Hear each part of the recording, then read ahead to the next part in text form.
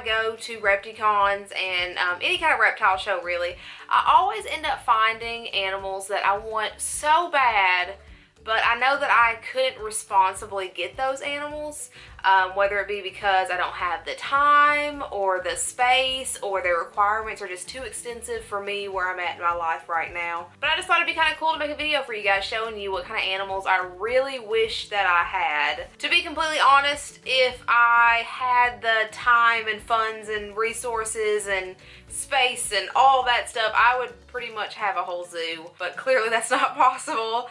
And as it should be, I never feel comfortable getting any kind of animals that I know that I can't put all the time and effort needed into that animal. So the first animal on my list is going to be kind of cheating, I guess. The first animal is a chameleon, specifically a panther chameleon, because they are absolutely beautiful. But any kind of chameleon really takes a lot of work. It always makes me cringe when I see things like that being sold at like chain pet stores, because most people don't realize how much work needs to be put into a chameleon. Their environment has to be kept pretty much perfect all the time. They're very expensive and they only live for a very short amount of time, and their cage requirements for most chameleons are pretty large. So I say this one's kind of cheating because I do plan on getting one soon, but the reason that I haven't gotten one sooner is because I want to have everything 100% set up and know that the environment's working before I get the chameleon. With a lot of beginner animals, you can basically get the animal and set up the same day, but I don't feel comfortable doing that for a chameleon since they are pretty fragile creatures. So with that one, it's something that I've wanted for a really, really long time, and I do plan on getting one soon, but I just want to make sure that I'm completely set up and ready to go for it when it gets here. I already have my space picked out for it, and it's gonna allow for a very tall tank, or the mesh screen enclosures, cages, whatever you want to call them. Another reason that I haven't felt comfortable getting a chameleon is because they need live plants, because they like their humidity so high, and live plants keep humidity high. And I honestly didn't feel comfortable keeping live plants until recently, because now my crested gecko Dexter's tank, it's all planted and the plants are doing amazing. They're growing new leaves, and I feel pretty confident in my abilities to take care of those live plants that chameleon needs. And plus, now that we got the reptile shelf system up, it actually freed up the area where the chameleon will eventually go. It's just been a matter of getting to that point. An animal that I think is one of the coolest animals in the entirety of the world is a monkey-tailed skink, or a prehensile-tailed skink. I don't know why my husband thinks that they're the ugliest things in the world, but I think they're so cute, and the way that they use their tails to get around is absolutely amazing to me. But they are another one that are very difficult to care for, and they get huge, so they need a lot of space. I am almost at my capacity for how many reptiles I can keep in this house. I mean, I have one other corner of my room that I could clean out and put another shelf in, and I honestly plan on doing that. So their enclosure actually needs to be at least about 6 foot long and 6 foot high and another 3 or 4 foot deep. That's a giant enclosure. I don't even have any kind of room at all in my house for that. Maybe one day when I accomplish my dreams of having my own reptile room, I'll be able to get one, but until then, that dream is very far out of reach for me. Plus, their humidity has to stay pretty high at about 70 to 90%, and having a cage that big would require a lot to keep that humidity up. Next on the list is a red-tailed boa. That is my husband's dream snake, and I think that they are absolutely beautiful. Especially, there's a breed of boa constrictor called a moonglow, but I thought that was the most beautiful snake that I've ever seen. I loved it so much. However, boa constrictors, specifically red-tailed boas, can get up to 10 foot long. So this is another one where they need too big of a cage than I can provide for them. Obviously, when they're babies, they can be put in little containers, little shoe boxes or whatever. But as they grow, they're going to need that room.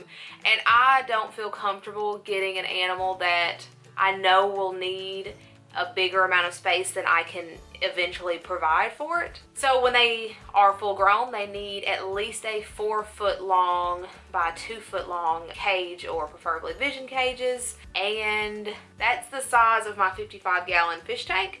And that was a struggle for me to find where to put it. So I'm not gonna have room to put a tank that big until I move into a bigger house. And that's not gonna happen anytime soon. So that is another one that I would absolutely love to have, but due to size and cage restrictions, I just can't feel comfortable responsibly owning that animal. The reason that I want one so bad though is because boas actually a lot of times have a better temperament than ball pythons do.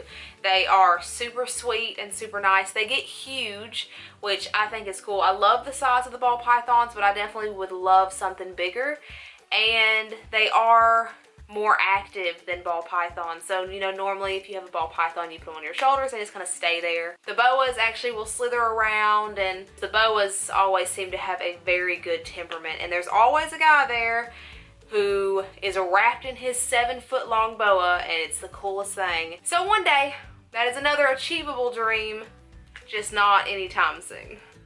Next up is the tegu. I'm noticing very quickly that my entire list is unattainable because of the space that they need, and the tegu is clearly no exception to that. Tegus get huge. Even a baby tegu has to be housed in a 40-gallon breeder tank, and then they grow an inch a month, and they usually have to have an enclosure that's at least 6 to 8 foot long.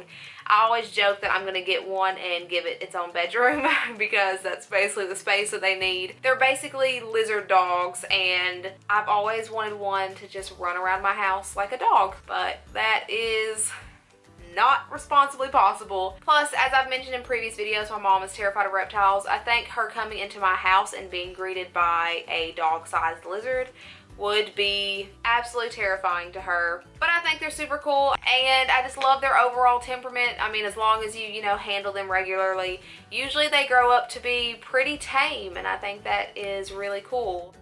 The last one on my list is the frilled dragon. Frilled dragons are so cool because they have that trademark frill around their neck that they can pull out when they get stressed out or angry or whatever. Obviously, I want one because they are really cool. However, they need a huge cage, 5-6 foot tall by 5 foot long, like they need a giant cage. And also they tend to be more nervous than other lizards. It's suggested that you actually block off a lot of the glass if they're in a glass enclosure so that they can't see out as much, because sudden movements and things like that make them nervous.